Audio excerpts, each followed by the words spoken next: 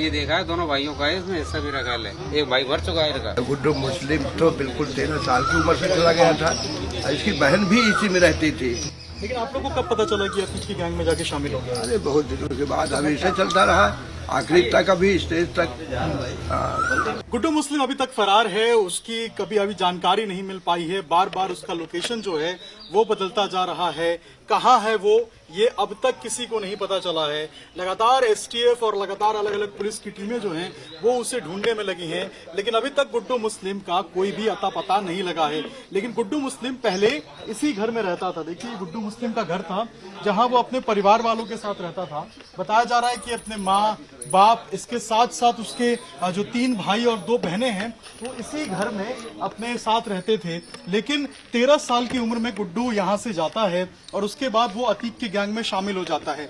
इसका नाम पहले गुड्डू का मुस्लिम था, उसके बाद इसने अपना नाम भी बदला और साथ में गुड्डू लगाया और ये गुड्डू मुस्लिम बन गया। लगातार देखिए, यहाँ पे आपको स्पेशल सेल का एक ऑर्डर, एक नोटिस भी आपको दिखाई देगा। Model notice section 41A CRPC, जो गुड्डू मुस्लिम के नाम पर यहाँ पे आपको जो है वो दिखाई देगा। और ये office of the special cell new friends colony Delhi, यानी कि दिल्ली पुलिस की जो स्पेशल सेल है, उसने भी 31 मार्च 2023 को यहाँ पे ये नोटिस लगाया था। और ये आर्म्स एक्ट के अंतर्गत जो पूछताछ होनी थी, इसके लिए उसे 25 अप्रैल को बुलाया था, लेकिन गुड्डू वहां पे नहीं पहुंचा था। यही कारण है कि यहाँ जब बंद था तो यहाँ पे ये पूरा नोटिस लगाया गया है। तो दिल्ली पुलिस के स्पेशल सेल भी यहाँ पहुंची थी जांच करने के लिए आर्म्स एक्ट के केस में, लेकिन यहाँ पे गुड्डू मुस्लिम नहीं मिला था। आसपास के लोग बताते हैं कि जो माता पिता के इंतकाल के बाद ये घर बंद था। पहले यहाँ पे गुड्डू मुस्लिम का परिवार और गुड्डू मुस्लिम रहता था, लेकिन अब यहाँ पे कोई भी नहीं रहता है। कब तक ये घर में लोग रहते थे? अभी 2-3 साल पहले ये फहीम था ना, इसका भाई, वो इंतकाल कर गया। उनकी 2 लड़कियां थी, उनकी शादी किसी तरह बोलने वालों ने कर दिया। फिर उसके बाद से कोई नहीं आया। कितने साल से बन रही है ये? कम से कम 2 साल तो हो ही गया। 2 हिस्सा है मेरा ख्याल है, भाई को उनका अलग अलग था, मेरा ख्याल है। और ये कितने लोग रहते थे?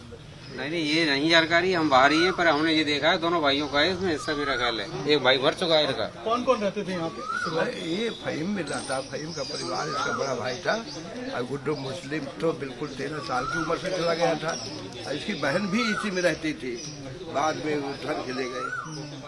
तो कभी आप लोगों ने गुड्डू मुस्लिम को देखा हो उसके बाद? कभी नहीं, कभी नहीं, कभी नहीं, कभी नहीं आया लौट? ना।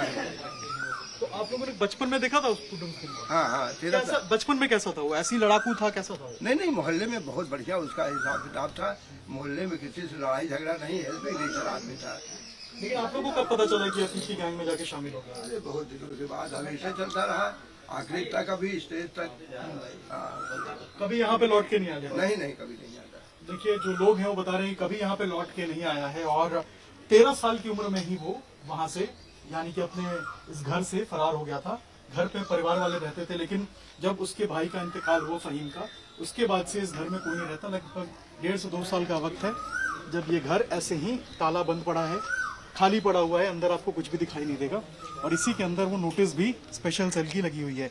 लगातार एसआईटी की टीमें और एसटीएफ की टीमें पता कर रही हैं गुड्डू मुस्लिम है कहाँ, लेकिन अब तक गुड्डू मुस्लिम का कोई सुराग नहीं लगा। उमेश पाल हत्याकांड में जो बमबाज है, जिसने बम मारा था निडर होकर, और जिस तरीके से दहशत फैलाई थी प्रयागराज में, वो अभी तक फरार है। अलग अलग टीमें काम कर रही हैं उसे पकड़ने के लिए, लेकिन अब तक गुड्डू मुस्लिम पकड़ा नहीं जा सका है। तलाशी अभी भी जारी।